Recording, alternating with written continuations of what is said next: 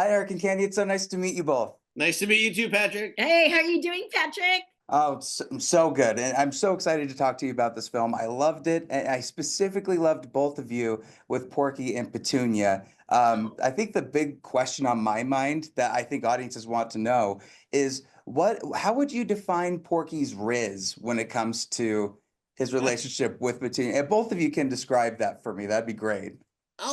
That it's okay to be nervous around someone that you have I think she's cute. A crush is what I'm trying to say. The riz is just coming out. I see it. and I think that Petunia is not something that she was looking for because she is such a super scientist and she's very busy with her tastes. And she just thinks that she's found the right flavor. And then the real right flavor turned out to be Porky. Were you recording together in the same booth at the time, or was it Oh my separate? gosh, you have to say it because that was such a I don't wild know. thing. Yeah, I don't know if we were recording it in the same booth per se, because this was still kind of like the tail end of 2020. We started in 2019, Mhm. and then we were all recording separately from home for safety. And I remember though there was a session where I saw her like on Zoom. I saw Candy. I wasn't sure if she was at home or at a studio, but we had a great session, and it was like, bye, miss you, and I wish I could see you. And then literally we exited the same hallway. We were at the same studio, not knowing that we were in different rooms from one Different another. studios. And I want to say, I wonder if that was the day. Was that the day that they were closing? We were the last people in the Oh, building of Cartoon well, there's Network. that. There's a yeah. No. I think Was that that? was for an episode of Tiny Toons. But that was Oh, really some of the only times that we, again, in the last few years, we've all been given the option as performers to, would you like to record from home or do you want to go in? And only now, within even the last week for me, is the first time I've been recording with other folks. But on this film, we definitely had opportunities to perform together for timing and for chemistry right. reads. Do you know when you find somebody that has the same sense of humor that you do, and you are, he's got such a great kid, Riker. Hey, happy birthday.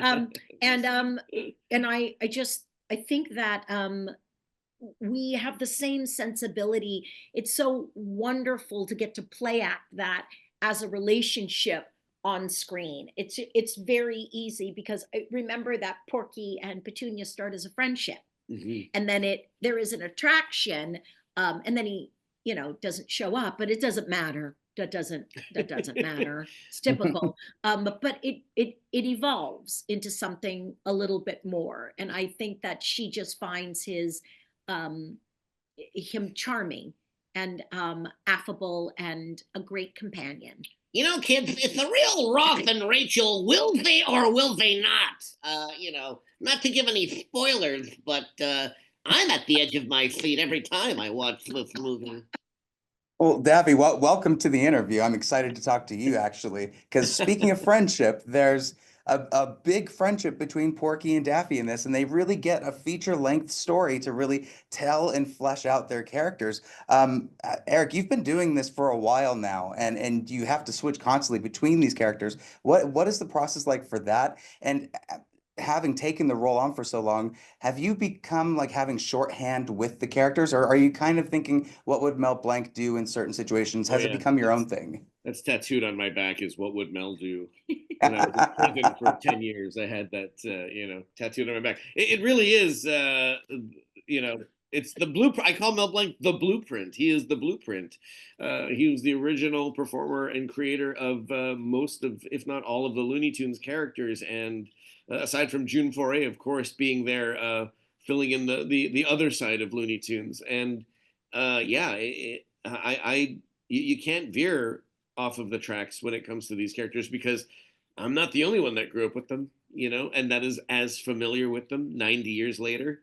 So we get the musical notes that we know and that we hear in our ears, and then the conductor hands us the new arrangement of how these notes are to be performed, and we just swing for the fences, really. In interviews, I can talk back and forth with these characters.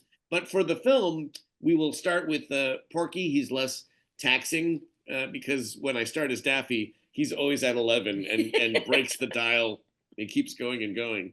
There is no inside voice with Daffy because there's nothing inside. Yeah, and I've gone on record, and Pete has said so in his interviews, where 9 times out of 10, when they get all those takes, especially the ones that they really like for each different character, and they marry them together, they do the shuffling of the deck of cards.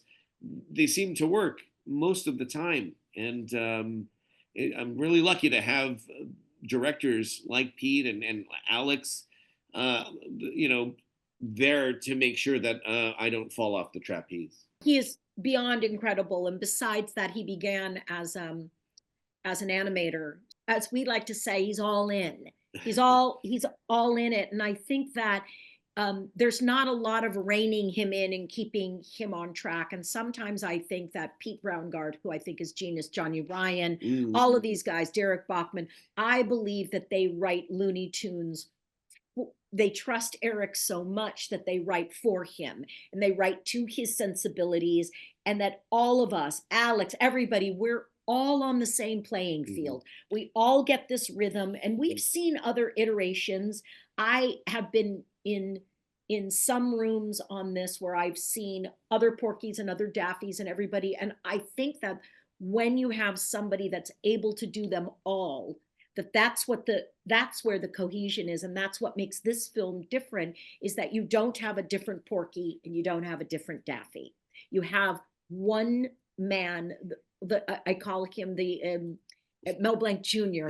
And I love that you laugh, because I don't mean like a young. He's Mel Blanc for our generation, for this generation, and introducing these lunatic characters to kids to start loving them now. And I do think that there's something about getting one person to do all the voices. I'm hoping that it bleeds over to the women. I'm hoping that I'm hoping that she will be the leader of that.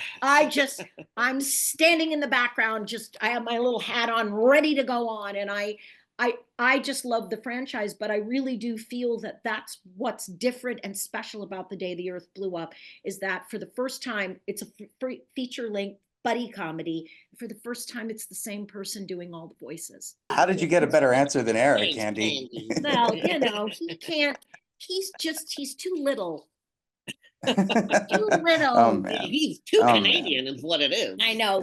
I'm going to do it for him. I'll be the American pushing him. But I do think that there is a certain level of, and I don't throw this word around, but he's got a certain level of genius to him. And I believe that we've got a team that I hope Warner Brothers Animation keeps in place that really writes these 1940 characters to Eric's sensibility, to all of our sense of humor, and it's brought them all into 2025.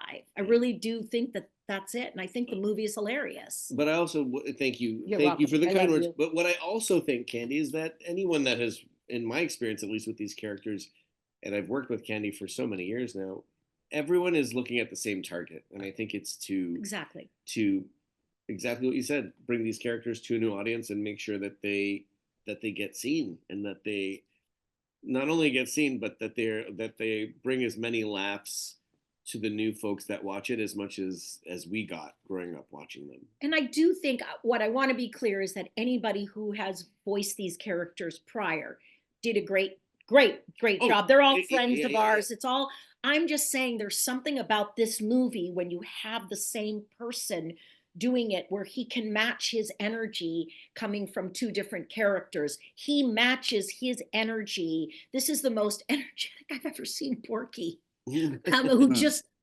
stays toe to toe with Daffy. And I absolutely love it. And that's what I think is great, besides the writing and the animation. We say the Looney Tunes have entered 90 years of being on screen, and Mel Blanc passed away in '89.